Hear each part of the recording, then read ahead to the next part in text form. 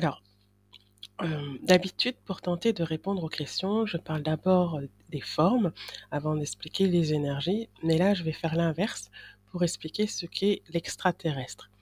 Si on résume rapidement la création, on peut dire que les énergies de l'étoile à Congo ont la capacité de créer plusieurs mondes à la fois et le font forcément, même si nous n'avons pas la capacité de les voir. Il semble que notre monde diffère des autres mondes par le fait que notre Terre doive se construire en respectant des lois physiques définies à l'avance. Les matières doivent utiliser des atomes et les êtres doivent utiliser de l'ADN.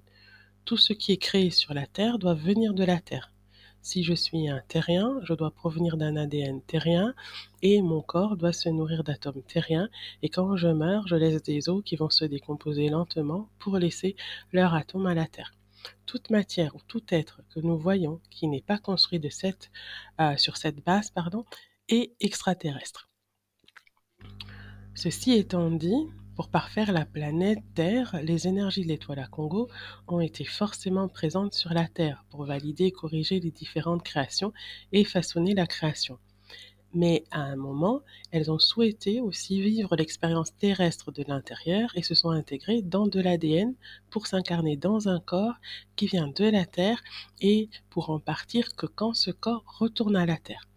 Les énergies incarnées terrestres ont donc côtoyé les énergies extraterrestres et c'est ainsi que la plupart de nos mémoires d'humains, dans les mythes, parlent d'êtres volants, crachant du feu, vivant dans les nuages, etc., leur apportant des bienfaits ou les terrorisant et parfois même se battant entre eux. Ces êtres extraterrestres ne sont pas faits à partir de la Terre et donc même si les humains les ont vus, il n'y a aucune trace d'eux alors qu'on retrouve encore aujourd'hui les ossements des humains de la même époque. Maintenant, lorsqu'elles ont jugé que la conception des humains était prête, pour faire simple, les énergies ont décidé de ne plus visiter la Terre, pour laisser les humains se consacrer à la vie de terriens et à poursuivre leur œuvre de l'intérieur par eux-mêmes. C'est ce qu'on appelle la chute. Les êtres humains, isolés des énergies, se sont sentis abandonnés à leur sort et se sont enfermés sur la Terre dans une sorte de syndrome d'impuissance traumatisant. Il faut quand même rappeler que ces humains ont toujours l'incapacité de créer des entités extraterrestres par leurs pensées et pas juste dans les rêves et sous l'emprise de narcotiques. Et ça complique les choses. Ils développent une méfiance pour l'extraterrestre qui n'aide pas et qui les enferme davantage. Voyons avec un sujet plus facile comme la nourriture comment cet enfermement opère. Du point de vue de la vie extraterrestre, la chaîne alimentaire a été construite avec comme objectif d'éviter l'effondrement des écosystèmes en empêchant une espèce de proliférer plus fortement qu'une autre. Du point de vue d'un terrestre, au niveau de mon corps animal, la consommation d'un autre être est une nécessité pour ne pas mourir de faim. Au niveau de mes ressentis énergétiques, en pleine conscience, le sacrifice de l'autre revient à mon propre sacrifice et c'est insoutenable et je ne suis pas viable, je meurs de faim.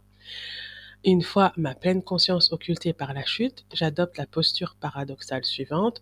Je mange avec appétit tout euh, et en même temps, je juge durement le prédateur.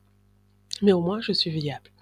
Quand je me reconnecte à la pleine conscience après un travail d'acceptation, d'un côté, au final, je participe activement à la régulation des écosystèmes, mais en plus, j'ai plaisir à préparer et à partager des repas gastronomiques et festifs qui développent les économies humaines.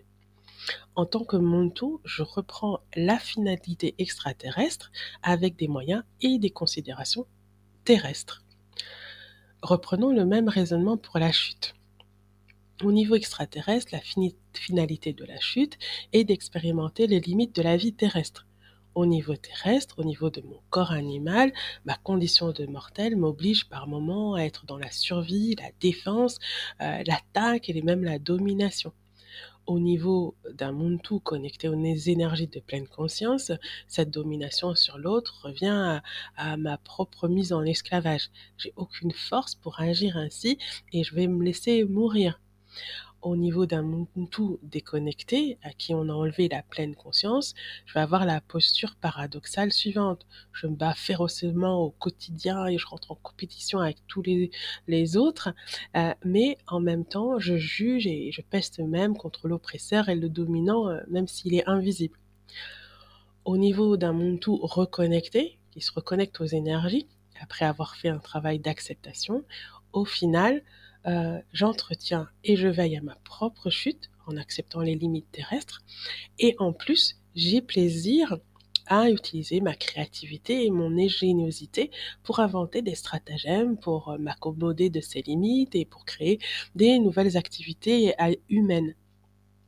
En tant que Muntu, je reprends la finalité extraterrestre avec des moyens et des considérations terrestres.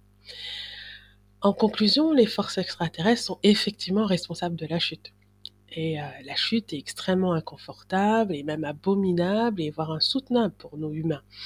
Malgré tout, la chute est une opportunité à saisir, même si le travail d'acceptation des forces extraterrestres limitantes est aussi difficile que celles qui sont nécessaires d'adopter devant un lion féroce qui menace de vous sauter dessus. Heureusement, ce travail n'est pas à faire en un jour et la pensée des anciens Congos est là pour nous guider, notamment avec la méthode des trois pouvoirs que j'explique sur cette chaîne.